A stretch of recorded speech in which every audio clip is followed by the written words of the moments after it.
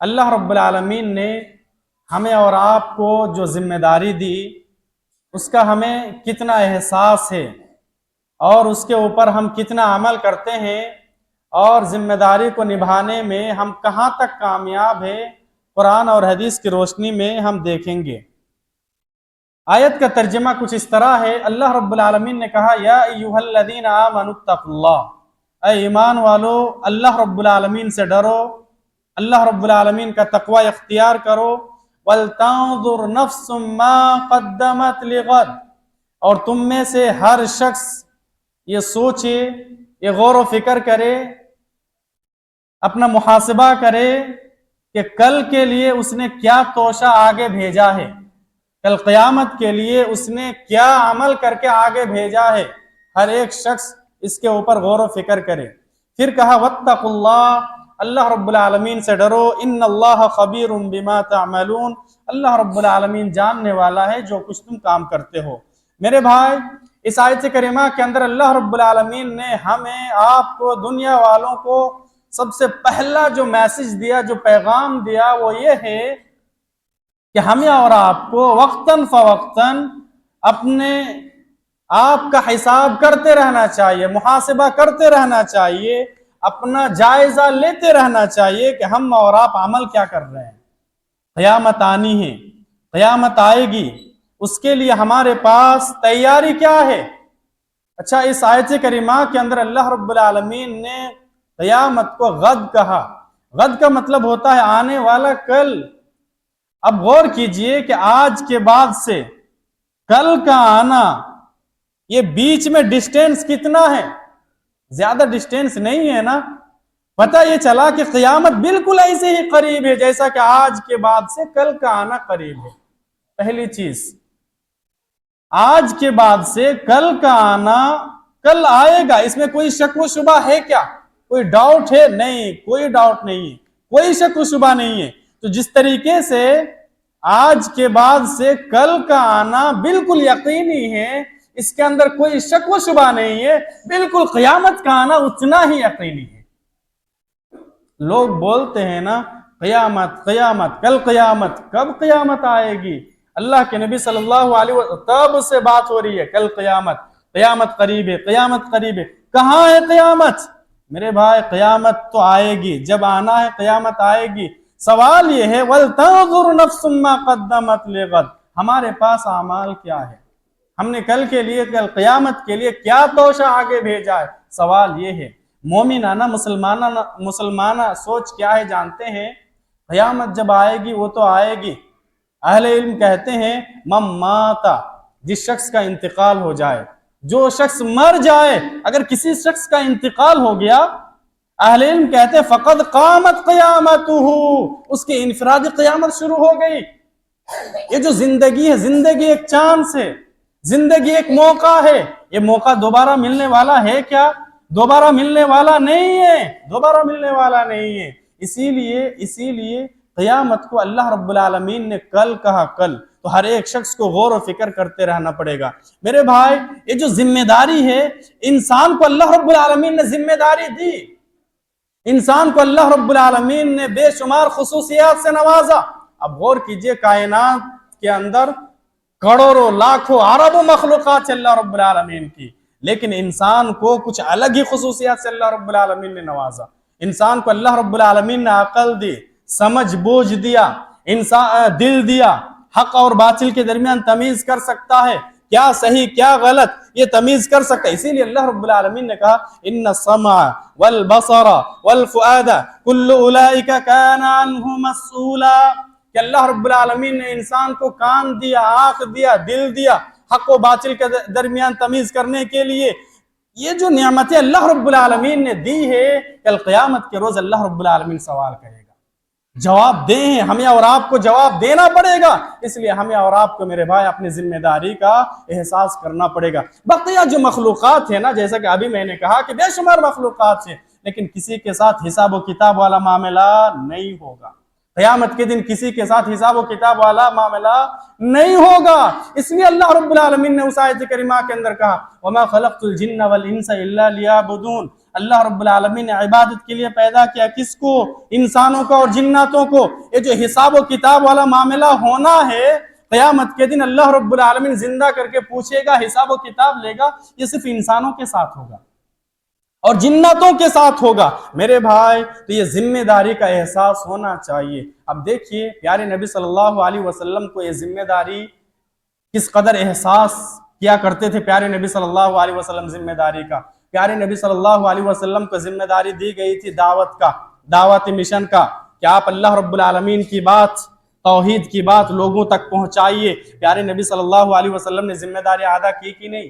مکی زندگی میں پیارے نبی دوسروں تک دعوت پہنچائی کہ نہیں پہنچائی؟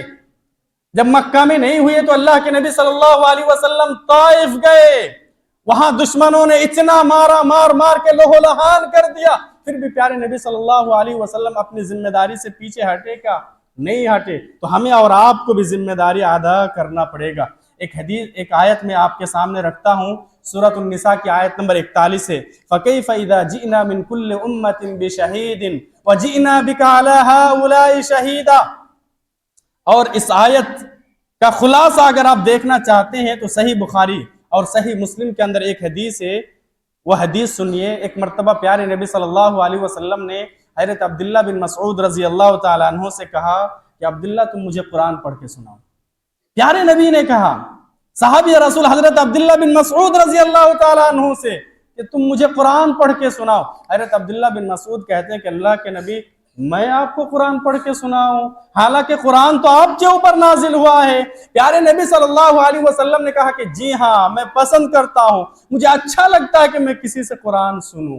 بہرحال حضرت عبداللہ بن مسعود رضی اللہ تعالیٰ خوش نصیب ہے، پیارے نبی سننا چاہ رہے ہیں، پیارے نبی کو سنانا شروع کر دیا۔ حضرت عبداللہ بن مسعود رضی اللہ تعالیٰ عنہ قرآن حکیم سورۃ النساء پڑھنا شروع کرتے ہیں، سورۃ النساء پڑھنا شروع کرتے ہیں، ایک آیت دو آیت پڑھتے پڑھتے آیت نمبر 41 پر پہنچے۔ اس آیت پر فَكَيْفَ إِذَا جِئْنَا مِن كُلِّ أُمَّةٍ بِشَهِيدٍ وَجِئْنَا بِكَ عَلَى هَؤُلَاءِ شَهِيدًا۔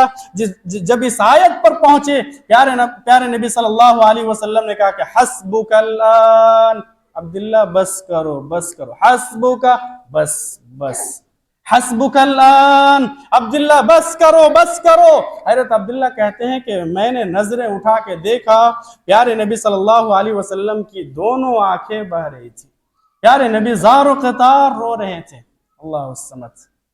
قرآن پڑھنا، قرآن پڑھتے پڑھتے رونا، قرآن سنتے سنتے رونا، اللہ رب العالمین کی عبادت کرنا اور عبادت کرتے کرتے آنکھوں سے آنسو آ جانا، رو دینا، یہ الگ مسئلہ ہے۔ میرا سوال یہ ہے کہ اس آیت پر پہنچا حضرت عبداللہ بن مسعود تو پیارے نبی روئے کیوں؟ اور یہ کیوں کہا کہ عبداللہ بس کرو، اور برداشت نہیں ہو رہا، بس کرو کیوں کہا پیارے نبی صلی اللہ علیہ وسلم نے؟ ایک اور حدیث ہے، یہ حدیث اچھے سے سمجھ میں آئے گی۔ ایک اور حدیث ہے بخاری شریف کے اندر کہ قیامت کا دن ہوگا، سارے انبیاء اکرام آئیں گے، ہم اور آپ بھی رہیں گے، اللہ رب العالمین حضرت نوح علیہ السلام سے سوال کرے گا۔ صحیح بخاری کے اندر یہ حدیث موجود ہے، حضرت نوح علیہ السلام سے سوال کرے گا، اور ہم اور آپ جانتے ہیں 12 سنے ہوں گے کہ حضرت نوح علیہ السلام نے تقریباً 950 سال تبلیغ کی، اپنی قوم کو سمجھایا۔ سنیے آپ یہ حدیث، اللہ رب العالمین حضرت نوح علیہ السلام سے پوچھے گا حل بلغت، تو نے پہنچا دیا؟ تجھے جو ذمہ داری دی گئی تھی پہنچانے کا کام تجھے دیا گیا تھا، تو نے پہنچا دیا؟ امت تک اسلام کی باتیں پہنچائی کہ نہیں پہنچائی؟ حضرت نوح علیہ السلام کہیں گے نعم یا ربی، یا اللہ ہاں بالکل ہم نے پہنچا دیا، لوگوں کو سمجھایا بجھایا، دن میں رات میں 24 گھنٹے 950 سال تک تبلیغ کی۔ اللہ الصمد۔ اس کے بعد پھر اللہ رب العالمین لوگوں سے پوچھے گا، حضرت نوح علیہ السلام کی قوم سے اللہ رب العالمین پوچھے گا کہ تم تک اسلام کی باتیں پہنچی تھی کہ نہیں پہنچی تھی؟ لوگ کیا کہیں گے جانتے ہیں؟ حدیث کے الفاظ فَيَقُولُونَ لَا مَا جَاءَنَا مِن نَبِيٍّ، یا اللہ نہیں ہمارے پاس تو کوئی نبی آیا ہی نہیں تھا۔ اللہ الصمد۔ دیکھ رہے ہیں، ہمارے پاس تو کوئی نبی آیا ہی نہیں تھا۔ حدیث سے مسئلہ کیا معلوم ہوا جانتے ہیں؟ قیامت کا دن ہوگا، اس دن بھی کچھ لوگ ہوں گے جو جھوٹ بولنے کی کوشش کریں گے۔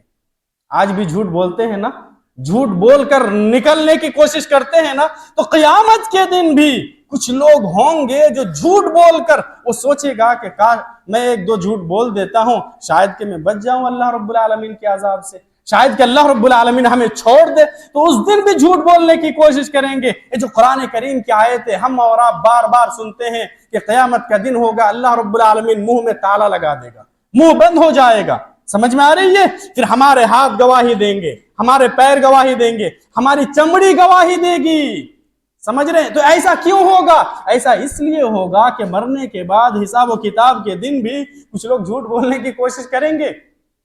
تو جب وہ جھوٹ بولنے کی کوشش کرے گا تو پھر اللہ رب العالمین زبان کے اوپر تالا لگا دے گا۔ حضرت نوح علیہ السلام سے اللہ نے پوچھا، پہنچا دیا تھا تو نے؟ کہا کہ ہاں اللہ ہم نے پہنچا دیا تھا۔ جب لوگوں سے کہا گیا کیا تجھ تک پہنچے تھے یہ حضرت نوح علیہ السلام تجھ تک بات پہنچی تھی؟ تو سارے لوگوں نے انکار کر دیا۔ اب اللہ رب العالمین کہے گا حضرت نوح علیہ السلام سے، میں یشہد لک، تمہارے پاس کوئی گواہ ہے کیا؟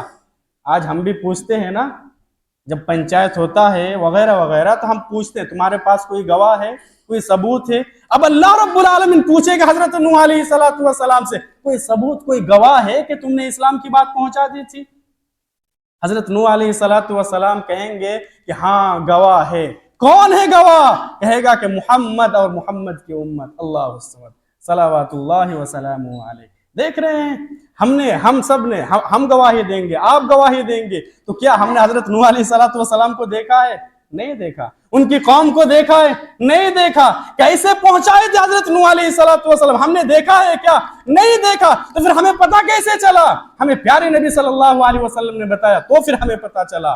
اس لیے ہم گواہی دیں گے قیامت کے دن، قیامت کے دن محمد اور یہ محمد کی امت اللہ رب العالمین کے سامنے گواہی دیں گے کہ ہاں حضرت نوح علیہ السلام نے ساری اسلام کی باتیں ان کی امت تک پہنچا دی تھی، گواہی دیں گے۔ تو یہ جو آیت کریمہ ہے نا، یہ جو آیت کریمہ جسے سن کر اللہ کے نبی صلی اللہ علیہ وسلم زار و قطار روئے، برداشت نہیں ہوا، حضرت عبداللہ بن مسعود سے کہا حسبک الان، اب بس کرو بس کرو۔ اس آیت کریمہ کے اندر ذمہ داری بتائی گئی، ذمہ داری بتائی گئی۔ فَكَيْفَ إِذَا جِئْنَا مِن كُلِّ أُمَّةٍ بِشَهِيدٍ وَجِئْنَا بِكَ عَلَى هَؤُلَاءِ شَهِيدًا۔ اللہ رب العالمین نے کہا کہ اے نبی، اس دن کیا حال ہوگا جس دن ہر امت سے ہم ایک گواہ متعین کریں گے، ایک گواہ لائیں گے، اور تمام لوگوں کے اوپر آپ کو گواہ بنا کر پیش کیا جائے گا، آپ کو گواہی دینا پڑے گا۔ اس وقت حالت کیا ہوگی؟ اس چیز کو اللہ کے نبی صلی اللہ علیہ وسلم نے یاد کیا۔ یہ ذمہ داری بہت بڑی ذمہ داری ہے۔ اللہ کے نبی صلی اللہ علیہ وسلم نے اسے یاد کیا اور زار و قطار رونے لگے، سمجھ رہے ہیں میرے بھائی؟ تو پھر ہمیں بھی اپنی ذمہ داریوں کو یاد کرنا پڑے گا اور پوری کرنا پڑے گا۔ اچھا کیا کیا ذمہ داری ہیں؟ ہم 4 چیزیں بتاتے ہیں اختصار کے ساتھ، 10 منٹ ٹائم بچا ہوا ہے، 10-15 منٹ ہم اختصار کے ساتھ بتاتے ہیں۔ 4 پہلو کے اوپر، 4 جگہ ہیں، 4 پہلو ہیں جہاں ہمیں اور آپ کو اپنی ذمہ داری نبھانی ہے۔ نمبر 1، سب سے پہلی چیز، یہ زندگی جو ہماری پرسنل لائف ہے، زندگی، یہ زندگی کیا ہے؟ زندگی ایک امانت ہے میرے بھائی، زندگی ایک امانت ہے۔ زندگی کو یوں ہی برباد مت کیا کیجیے۔ زندگی ایک چانس ہے، زندگی ایک موقع ہے اللہ رب العالمین کی طرف سے۔ کیا موقع ہے؟ مرنے کے بعد کیا کیا سوال آئے گا؟ مرنے کے بعد جو امتحان ہے نا، وہ جو سوالات آئیں گے جو بالکل آؤٹ ہے سوالات، اس کی تیاری ہمیں اور آپ کو کرنی ہے۔ اس دنیا میں اللہ رب العالمین نے چانس دیا، اللہ رب العالمین نے موقع دیا، تو پرسنل لائف کے بارے میں ہم سے سوال ہوگا قیامت کے دن، اور ہم اور آپ جواب دیں، ہمیں جواب دینا پڑے گا۔ ایک حدیث ہے ترمذی شریف کے اندر، بہت ہی مشہور حدیث ہے، ہم اور آپ سنتے رہتے ہیں، لا تزول قدم ابن آدم یوم القیامت من عند ربہ حتی یسأل عن 5۔ تو قیامت کا دن ہوگا، کوئی آدمی اپنی جگہ سے ہل بھی نہیں سکتا، کس سے مس نہیں ہو سکتا، 5 سوال ہونا ہے، 5 سوال، یہ پرسنل لائف سوال کیا جائے گا، تیاری کر لیجئے، بالکل آؤٹ ہے۔ پہلا سوال اللہ رب العالمین کرے گا عن عمرہ فیما افنا، یہ جو ہم نے تجھے زندگی دی تھی، جو بھی ہو، 30 سال، 40 سال، 50 سال، 60 سال، یہ جو زندگی ہم نے تجھے دیا تھا، کہاں گوایا؟ کیا کمایا، کیا کیا زندگی کا، کیا کیا عمل کیا دنیا کے اندر. یہ زندگی کے بارے میں اللہ رب العالمین ہم سے، آپ سے، ہر ایک انسان سے سوال کرے گا. تو پھر تیار ہو جائیے، تیار ہے جواب دینے کے لیے. اچھا دوسرا سوال، وَعَنْ شَبَابِهِ فِي مَا أَبْلَى، جوانی کے بارے میں. آپ غور کیجئے، زندگی میں سارے مراحل داخل ہیں، سارے مراحل، بچپنا، جوانی، بڑھاپا، زندگی میں سارے مراحل داخل ہیں. لیکن الگ سے جوانی کے بارے میں اللہ رب العالمین پوچھے گا. یہ جوانی کی جو پیریڈ ہے نا میرے باپ، بہت ہی اہم ہے، بہت اہم ہے. اسلام کی نظر میں دنیا کے اندر اگر آپ کوئی کارنامہ انجام دینا چاہتے ہیں، آپ چاہتے ہیں کہ تاریخ میں ہمارا نام آئے، تو پھر جوانی میں آپ کو محنت کرنا پڑے گا، کوشش کرنا پڑے گا. اب چاہیں گے کہ ہم جوانی میں کچھ نہیں کریں گے، بڑھاپے میں جا کر کریں گے، یاد رکھیں آپ کچھ بھی نہیں کر سکتے، کچھ بھی نہیں کر سکتے. یہ جو جوانی ہے سب سے اہم پیریڈ ہے اسلام کی نظر میں، شریعت کی نظر میں. اس لیے جوانی کے بارے میں اللہ رب العالمین الگ سے سوال کرے گا. آج دیکھیں ہم سب کی جوانی کہاں برباد ہو رہی ہے. نوجوانوں کی جو حالت ہے جائزہ لیجئے، جوانی وہ کہاں ضائع اور برباد کر رہا ہے، کہاں ضائع اور برباد کر رہا ہے. میرے بھائی جوانی کی بہت زیادہ اہمیت ہے، الگ سے سوال ہونا ہے. وَأَمَّالِهِ مِنْ أَيْنَ اكْتَسَبَهُ وَفِيمَا أَنْفَقَهُ، مال کے بارے میں دو سوال ہوگا، ہمیں اور آپ کو جواب دینا پڑے گا. مال تو نے کہاں سے کمایا، کہاں خرچ کیا؟ یہ جو مال آیا تو پھر کہاں سے آیا، گیا تو کہاں گیا، صحیح طریقے سے آیا کہ نہیں آیا، جب گیا تو صحیح جگہ میں گیا کہ نہیں گیا. ہم مال کمانے میں بھی آزاد نہیں ہیں، مال خرچ کرنے میں بھی آزاد نہیں ہے. ہم سے اور آپ سے سوال کیا جائے گا میرے بھائی. یاد رکھیں آپ کے پاس 10 روپیہ آیا تو یہ 10 روپیے کے بارے میں سوال ہوگا، کہاں سے آیا. 10 روپیہ آپ نے خرچ کیا تو کہاں خرچ کیا، یہ مال کے بارے میں سوال ہوگا. پرسنل لائف میں ایک چیز اور ہے، وَمَاذَا عَمِلَ فِي مَا عَلِمَ، کیا آپ نے دنیا کے اندر کتنا علم سیکھا، دین کے بارے میں کتنا نالج حاصل کیا. اچھا علم حاصل کرنے کے بعد اس کے اوپر کتنا عمل کیا. میرے بھائی یہ بھی سوال ہونا ہے. یہ 5 سوال ہوگا تو پھر تیاری کر لیجئے. اچھا دوسری چیز نمبر 2 اور بھی ہماری آپ کی ذمہ داری ہے، وہ ہمیں اور آپ کو ذمہ داری نبھانی ہے. وہ کیا ہے؟ Family life. فیملی لائف، خاندانی زندگی. اگر اس حساب سے دیکھا جائے تو پھر ہر ایک شخص ذمہ دار ہے. باپ ہیں تو بھی وہ ذمہ دار ہے، اس کے اوپر کچھ ذمہ داری ہے. ماں ہے تو بھی اس کے اوپر کچھ ذمہ داری ہے. شوہر ہے تو بھی اس کے اوپر کچھ ذمہ داری ہے. بیوی ہے تو بھی اس کے اوپر ذمہ داری ہے. بھائی ہے تو اس کی بھی الگ کچھ ذمہ داری ہے. بہن ہے تو اس کی بھی کچھ الگ ذمہ داری ہے. یہاں تک شریعت نے کہا کہ اگر کوئی نوکر چاکر ہے تو وہ بھی ذمہ دار ہے. جی ایسا نہیں ہے کہ کوئی مدرسے کا، مسجد کا، اسکول کا، کالج کا، یونیورسٹی کا صدر بن گیا، سیکریٹری بن گیا، مسجد کا متولی بن گیا تو وہی حساب دے ہوگا، انہی کو حساب دینا پڑے گا. ایسی بات نہیں ہے. اپنی اپنی جگہ پر ہر ایک شخص ذمہ دار ہے اور ہر ایک شخص کو ذمہ داری نبھانی ہے. اگر وہ نبھاتا ہے تو پھر اچھی بات ہے، نہیں تو قیامت کے دن اللہ رب العالمین سوال کرے گا. اسی لیے بخاری شریف کے اندر ایک حدیث ہے، کئی ایک جگہ پر یہ حدیث موجود ہے، مشہور حدیث ہے، کلکم راع فمسئول عن رعیتہ. کسی حدیث کے اندر الفاظ ملے گا الا کلکم راع وہو مسئول عن رعیتہ، کہ ہر ایک شخص ذمہ دار ہے، ہر ایک شخص ذمہ دار ہے اور اس کی ذمہ داری کے متعلق قیامت کے دن اس سے سوال کیا جائے گا. اور سب سے پہلے کس کا نام لیا جانتے ہیں؟ فالامیر الذی علی الناس راع، جو شخص امیر ہے، امیر جو امیر ہے، سیکریٹری ہے، ناظم ہے، صدر ہے، جو سب سے بڑے ہیں، پی ایم ہے، سی ایم ہے، سمجھ رہے ہیں، جو ایم ایل اے ہے، جو امیر ہے، جن کے ماتحت میں کچھ لوگ ہیں کام کاج کر رہے ہیں، وہ ذمہ دار ہیں اور ان کی ذمہ داری کے متعلق اللہ رب العالمین قیامت کے دن پوچھے گا، سوال کرے گا. سمجھ رہے ہیں؟ تو اگر آپ ذمہ دار ہیں تو پھر آپ کو تیار ہو جانا چاہیے. اللہ رب العالمین کے سوالات ہوں گے اور بندے کے جوابات ہوں گے، آپ کو تیاری کرنا پڑے گا. اس کے بعد پھر پیارے نبی صلی اللہ علیہ وسلم نے کہا والرجل راع، ایک آدمی بھی، ایک مرد بھی ذمہ دار ہے. ایک آدمی ہے، ایک مرد ہے، اس کے ماتحت میں کتنے لوگ رہتے ہیں؟ گھر کے اندر آپ دیکھ لیجئے، ایک مرد ہے، اس کے ماتحت میں کتنے افراد ہیں جو اس ذمہ دار ہیں، ان سے پوچھا جائے گا. ان کے بیٹوں کے متعلق اللہ رب العالمین پوچھے گا، آپ کا بیٹا کہاں رہ رہا تھا؟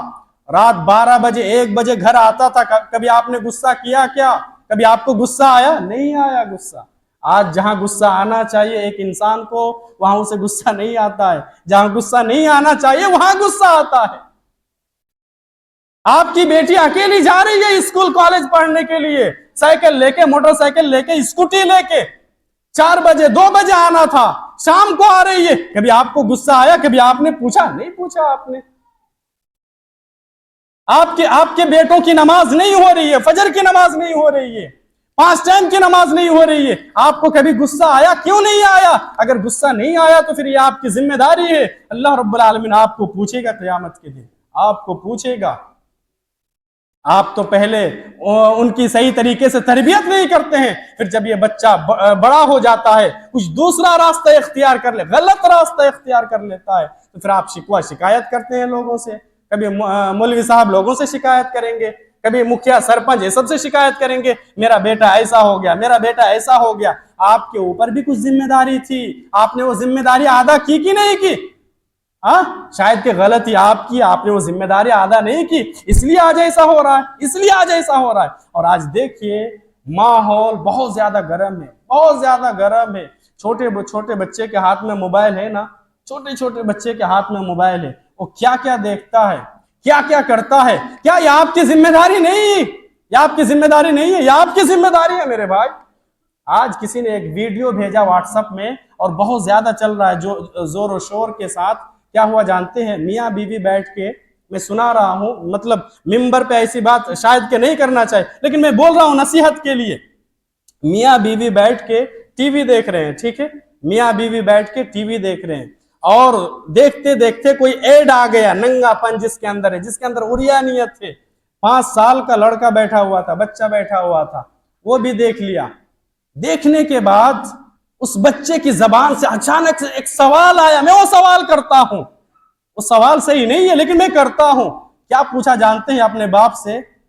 ابا جان سیکس کیا ہوتا ہے؟ اللہ سمجھ. ڈوب کے مر جانا چاہیے، اس قوم کو ڈوب کے مر جانا چاہیے.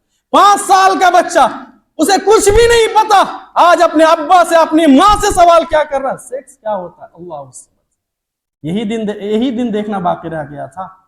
اگر ہم کنٹرول نہ کریں، اپنے بچوں کے اوپر نگرانی نہ کریں، تو یاد رکھیے پھر دنیا بھی برباد ہوگی، آخرت بھی برباد ہوگا. یاد رکھیے یہ 5 سال کا بچہ ہے جو اپنے ماں باپ سے یہ سوال کر رہا ہے. اب دیکھیے سماج اور معاشرے کے اندر کیوں ایسا نہیں ہوتا ہے. ابھی تو 2-4 دن پہلے کی بات ہے، مطلب یہ باپ کیا کرتا ہے؟ بیڑی، سگریٹ، تمباکو، یہ گٹکا یہ سب کھاتا ہے. چھوٹا بچہ ساتھ میں لے کے چل رہا ہے، خریدا، بچے کے ہاتھ میں دے دیا، لے کے چل رہا ہے بچہ. بچے کی تربیت، یہ بچے کی تربیت ہو رہی ہے بھائی، یہ اولاد کی تربیت ہو رہی ہے. آپ کھا رہے ہیں بچے کے سامنے، بچے کے ہاتھ میں بھی آپ نے دیا. جب یہ بچہ بڑا ہو جائے گا، یہ اگر کھانا پینا شروع کر دے تو پھر یاد رکھیے آپ کو شکوہ شکایت کرنے کی کوئی ضرورت نہیں ہے. آپ کو کوئی حق نہیں بنتا کہ آپ شکوہ شکایت کریں. آپ کا یہ لڑکا جب بڑا ہو گیا، یہ بھی تمباکو، کھینی، بیڑی، سگریٹ، گٹکا اگر کھانا پینا شروع کر دے، شراب پینا شروع کر دے، تو پھر آپ کو کوئی اختیار نہیں ہے، کوئی حق نہیں ہے کہ آپ کسی سے شکوہ شکایت کریں. کوئی حق نہیں ہے. آپ نے بگاڑا. آپ کی فجر کی نماز نہیں ہو رہی، آپ 5 ٹائم کی نماز نہیں پڑھتے. اگر آپ کا بیٹا بڑا ہونے کے بعد اگر نماز نہیں پڑھتا ہے تو پھر آپ کو کوئی حق نہیں ہے کہ آپ شکوہ شکایت کریں. اگر آپ کا بھی دیکھ بھال نہیں کرتا ہے، آپ کے جو حقوق ہے اسے ادا نہیں کرتا ہے، تو بھی آپ کو کوئی حق نہیں ہے شکوہ شکایت کرنے کی. آپ نے اسے تو پہچان کرایا ہی نہیں. اللہ رب العالمین کون ہے آپ نے تعارف کبھی کرایا ہی نہیں. وہ جب اللہ رب العالمین کا نہیں ہوا تو پھر آپ کا ہوگا کبھی نہیں ہو سکتا، کبھی نہیں ہو سکتا. تو میرے بھائی یہ ہر ایک شخص ذمہ دار ہے، ذمہ داری کو نبھانا پڑے گا. سمجھ رہے ہیں؟ ایک عورت وہ بھی ذمہ دار ہے، اسی طریقے سے ایک غلام وہ بھی ذمہ دار ہے، اور اس کے متعلق بھی اللہ رب العالمین قیامت کے دن پوچھے گا. میرے بھائی اور ایک جگہ ہے ہمیں اور آپ کو اپنی ذمہ داری نبھانی. وہ کیا ہے؟ سماج اور معاشرے کے بارے میں ہمیں اور آپ کو سوچنا ہے. اچھا سماج بنانا یہ سب کی ذمہ داری ہے. ماحول کو درست کرنا یہ سب کی ذمہ داری ہے. ہمارا ماحول بالکل پرامن رہے، سکون رہے، یہ سب کی ذمہ داری ہے. پیارے نبی صلی اللہ علیہ وسلم کی سیرت آپ پڑھیے. نبوت ملنے سے پہلے ایک تحریک بنی تھی ایک کمیٹی تشکیل پائی تھی، انجمن حلف الفضول کہتے ہیں اس کو، انجمن حلف الفضول. ابھی اللہ کے نبی نہیں بنے ہیں، پہلے ہی ایک کام ہوا تھا. وہ کام کیا ہے؟ کچھ جو حساس قسم کے لوگ ہیں، حساس ذہن رکھنے والے لوگ ہیں، ان لوگوں نے سوچا کہ ہمارے سماج کا، معاشرے کا ماحول بہت زیادہ بگڑ گیا ہے، تو ہم سب کو ایک کمیٹی بنانی چاہیے. وہ کمیٹی کیا کہ ہم سدھاریں گے لوگوں کو. کوئی اگر غلط کام کرتا ہے تو اسے سدھارنے کی کوشش کریں گے. کوئی اگر ہم پر حملہ کرے تو ہم سب مل کر اس کا مقابلہ کریں گے. یا ہندو مسلم نہیں دیکھیں گے، پیارے نبی صلی اللہ علیہ وسلم بڑھ چڑھ کر اس کے اندر حصہ لیے. سمجھ رہے ہیں؟ تو پھر پرامن ماحول ہمیں اور آپ کو بنانا پڑے گا. اسی طریقے سے معاشرے کے اندر جو یتیم ہے، کمزور ہے، لاچار ہے، بے بس ہے، بیوہ ہیں، اسی طریقے سے جو مسکین ہیں، جو فقیر ہیں، ان تمام لوگوں کا خیال کرنا پڑے گا. یہ بھی ہماری اور آپ کی ذمہ داری ہے. آخری بات اور آخری حدیث سنا رہا ہوں، اپنی بات ختم کر دیں گے. قیامت کے دن ایک بندے سے اللہ رب العالمین عجیب و غریب سوال کرے گا. سوال کیا کرے گا جانتے ہیں؟ ایک بندے کو اللہ رب العالمین بلائے گا، کہے گا کہ دنیا کے اندر میں بھوکا تھا، تو نے مجھے کھانا کیوں نہیں کھلایا؟ یہ حدیث ہے صحیح مسلم کے اندر. دنیا کے اندر میں پیاسا تھا، تو نے مجھے پانی کیوں نہیں پلایا؟ دنیا کے اندر میں بیمار تھا، تو نے میری عیادت کیوں نہیں کی؟ انسان تعجب کرے گا، یا اللہ آپ تو رب العالمین ہیں، آپ کو پیاس لگے یہ کیسے ممکن؟